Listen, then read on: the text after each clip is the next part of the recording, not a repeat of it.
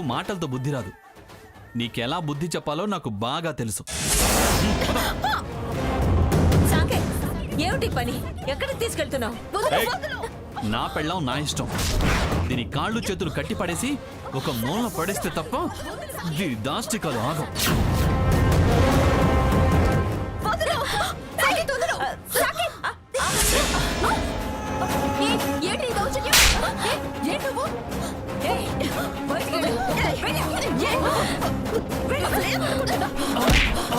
Security security security security sir sir రండి sir, బయటికి రండి సార్, రండి సార్, తీసుకెళ్ళు. పదండి సార్, బయటికి పదండి, పదండి. Dirty fellow. స్వర్ణ డార్లింగ్, ఏమిటి గొడవ? చూడు, వచ్చింది నీ మనవడని తరివేశామని చెప్పొద్దు. ఎంతైనా వాళ్ళు ఒకటే. ఎవరు లేరమ్మమ్మా. వినాయక చవితి చందాలకు వచ్చారు. ఇచ్చింది చాలేదని గొడవ చేస్తుంటే సెక్యూరిటీతో నేనే బయటకు గెంటించాను. ఓహో,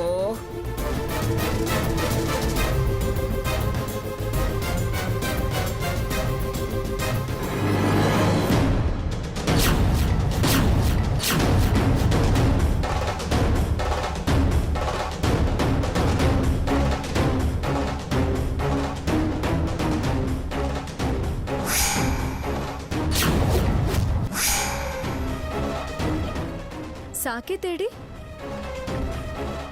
అత్తయ్యని కాఫీ అడిగాడు, తెచ్చేలోపే వెళ్ళిపోయాడు. ఖచ్చితంగా స్వర్ణ దగ్గరికే వెళ్ళుంటాడు. అందుకిదే సాక్ష్యం. బాగా కోపంతో వెళ్ళాడు.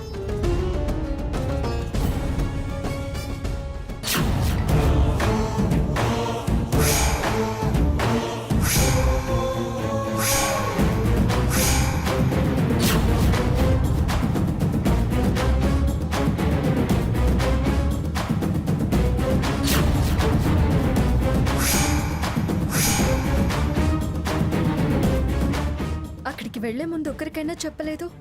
అక్కడ ఏం జరుగుతుందో ఏమో. ఏం జరుగుతుందోనన్న డౌట్ ఎందుకమ్మా? ఖచ్చితంగా గొడవే జరుగుతుంది.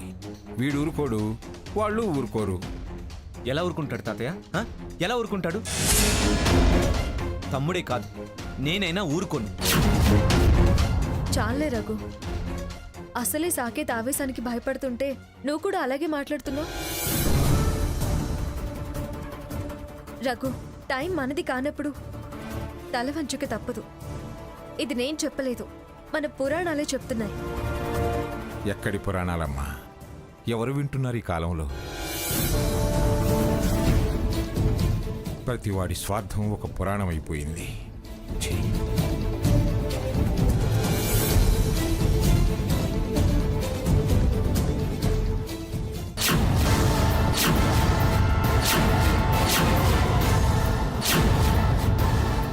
సాకేత్,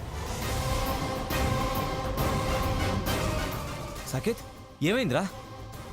రా లోపలికి వెళ్దాం.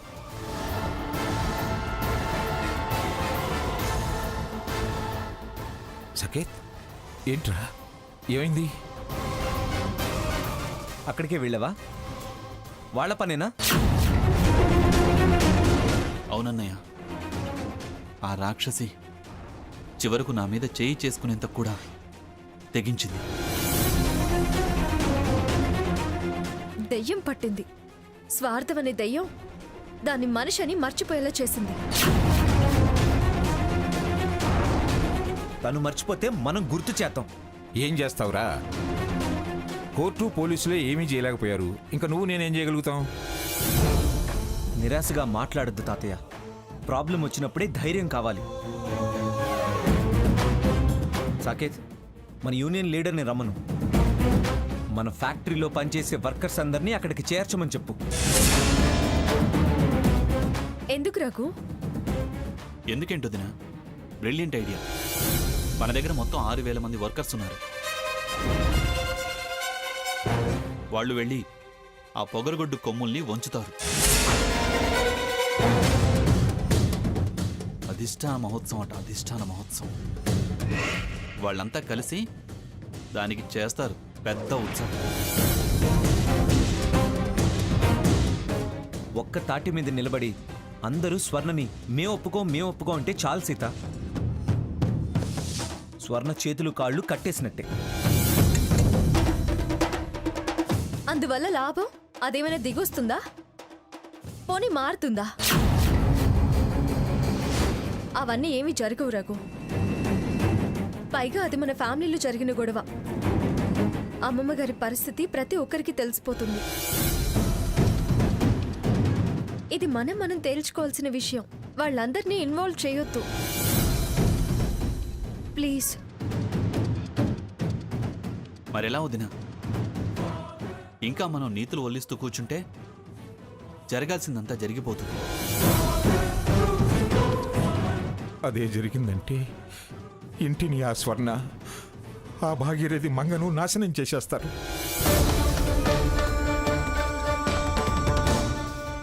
లేదా మంగను బయటికి తోసేస్తారు.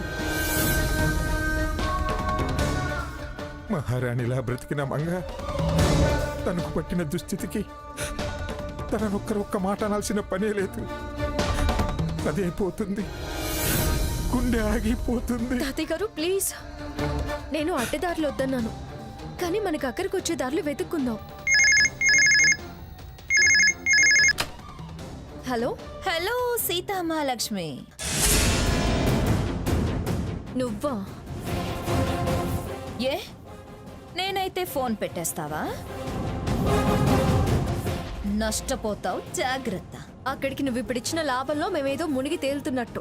గతం వదిలే, నీకు ఆఫర్ ఇస్తాను రా. ఆ, వింటున్నావా? వింటావులే, సీతవు కదా, అవకాశాలు పోగొట్టుకోవు. అందులో అవసరం కూడా ఉందాయే. పాయింట్కి రా, వాగుడొద్దు. ఓకే ఓకే, చూడు, సాయంత్రం ఫంక్షన్ ఉంది. 3 ఫేస్లు, ఫేస్కి 5,000. ఫేషియల్ మేకప్ చేయాలి. వస్తావా? ఎక్కడికి? ఓ, విల్లాకే. త్వరగా వస్తానంటే ఆఫర్ నీకు, వద్దంటే నెక్స్ట్. వస్తున్నాను, అరగంటలో అక్కడ ఉంటాను.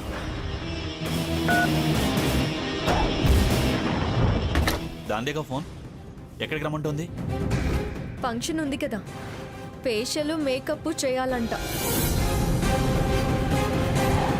ఆ, నేను వెళ్ళమ్మా, వెళ్ళి మొహం మీద దుమ్మెత్తి పోసిరా.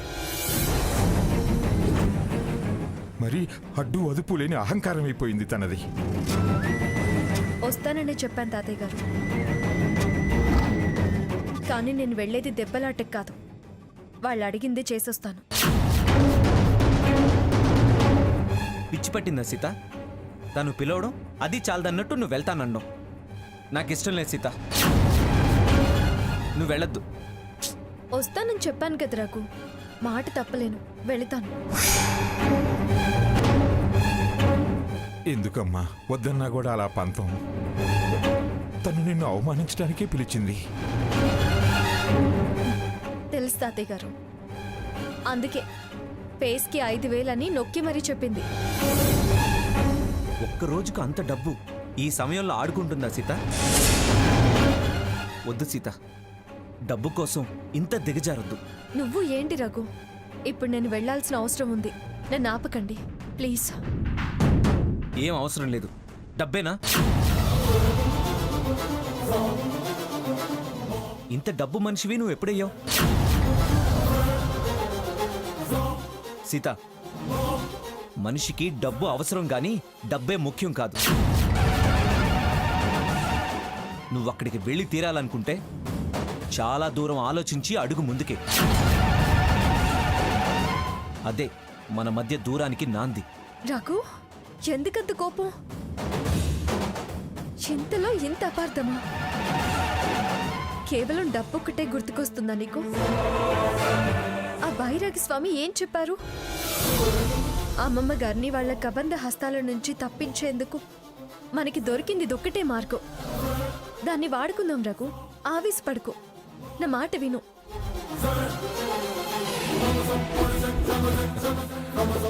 ఏది ఏమైనా నువ్వే సీత, నువ్వే రైటు. ఇది అవకాశం. వదులుకోవద్దమ్మా, వదులుకోవద్దు మనం. వెళ్ళమ్మా, వెళ్ళు. కానీ వదినా, నువ్వు అనుకున్నంత సులభంగా జరుగుతుందా పని? ప్రయత్నం మన వంతు సాకేత్. నిజాయితీని దేవుడు తప్పకుండా కాపాడతాడు. ఆ నమ్మకం నాకుంది.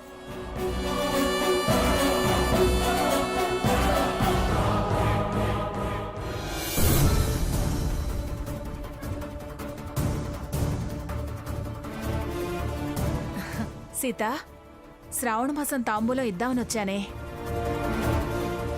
అల్లుడు గారు, ఏమైంది? ఓ, మళ్ళీ ఏమైనా జరిగిందా?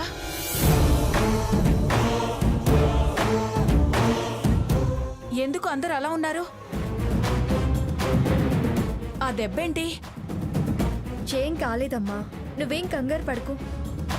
తాతయ్య గారు, నేను వెళ్ళొస్తాను. ఎక్కడికే? నాకేం పనిలేదు. నీతో పాటు నేను వస్తానే.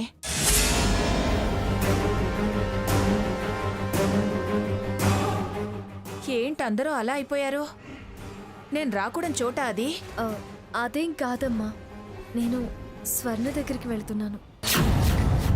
నువ్వు రావడం నీకే బాధ. అది ఏదో ఒకటి అంటుంది.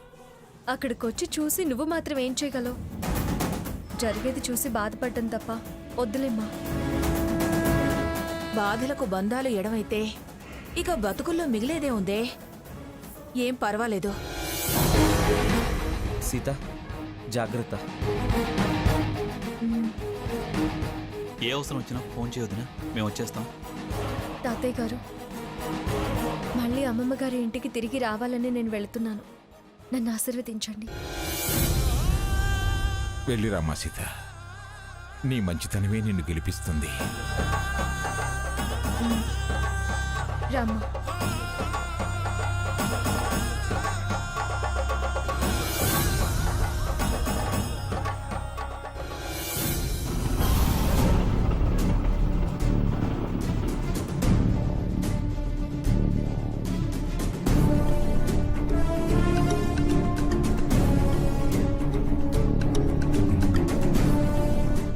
నీ కర్మ కాకపోతే దాని పొగరికి దశ పట్టిందే. అందుకే నువ్విలా రావాల్సి వచ్చింది. షూ. అమ్మా, నువ్వేం మాట్లాడుకు. నేను దారిలో చెప్పిందంతా గుర్తుందిగా. మనం వచ్చింది దాని పని కోసం కాదు, మన పని కోసం. రా. ఎవరండి మీరు? రామ్మా. ఫేషియల్ చేయడానికి రమ్మన్నారు. ఓకే, వెళ్ళండి.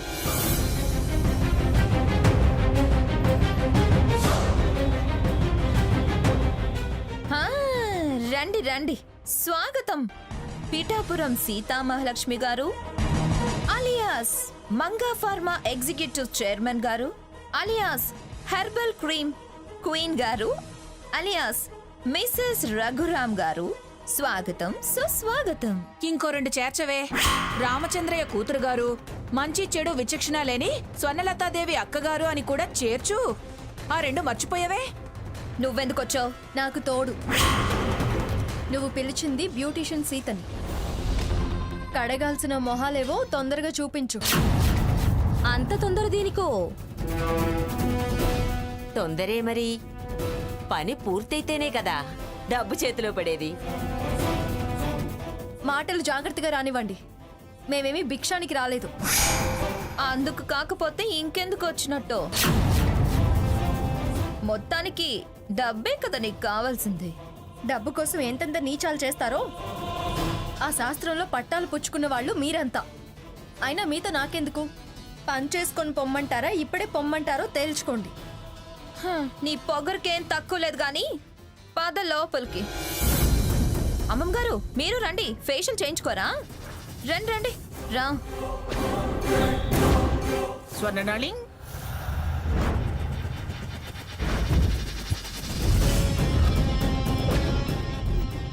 వీళ్ళెందుకు వచ్చారు?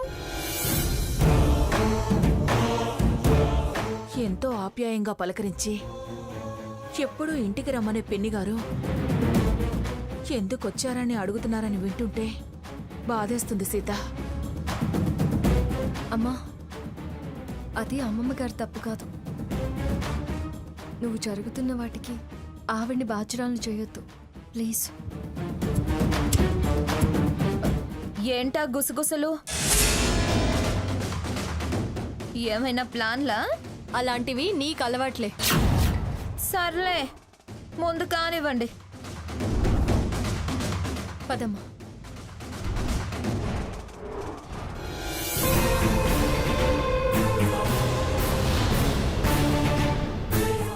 అమ్మా, ఆ? ఇదిగో ముందు కూల్ వాటర్ ఆ బౌల్లో పోసి అక్కడున్న క్లాత్స్ అన్ని తడిపేసి పిండి ఫేసెస్ మీద వేయి. 5 minutes తర్వాత బ్లీచ్ వేద్దాం. ముందా పంచే. సరే.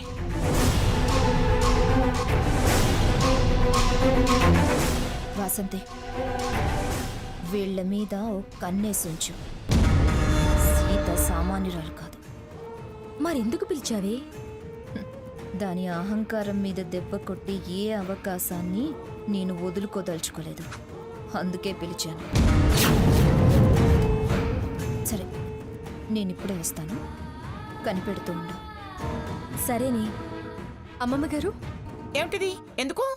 అది బ్లీచింగ్ చేసే ముందు వెట్ క్లాత్ కప్పాలి అమ్మమ్మ గారు.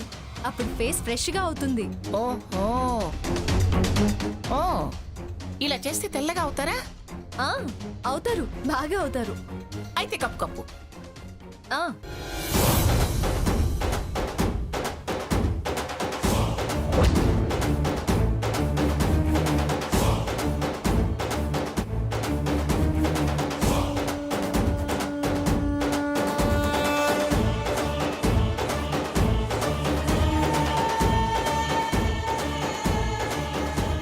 సీత, ఆ, ఇలా ఎంతసేపు ఉండాలి? ఆ, ఇంకొద్దిసేపు అమ్మమ్మ గారు, అయిపోవచ్చింది. బాగా తెల్లగా అవ్వాలి. ఆ, ఆహా, ఏమి అందం. ఓహోహో, అమ్మా, ఆ ఏమి బౌల్స్ అందం. ఇలా.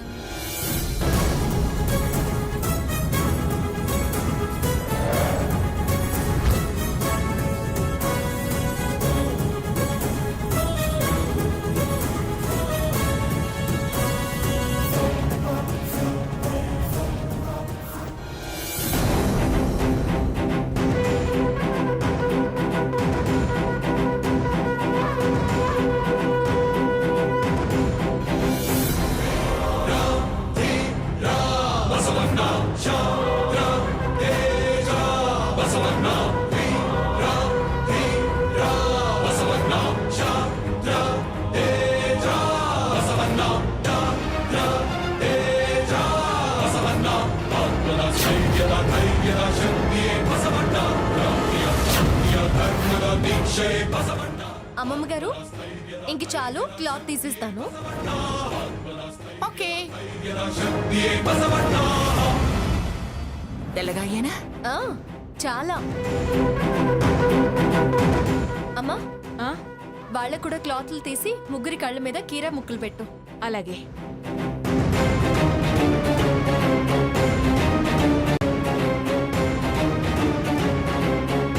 వాసంతి, క్లాత్ అలా తీయకూడదు.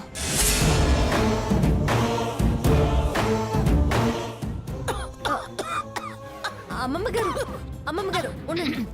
అయ్యో, ఈ నీళ్లు తాగండి.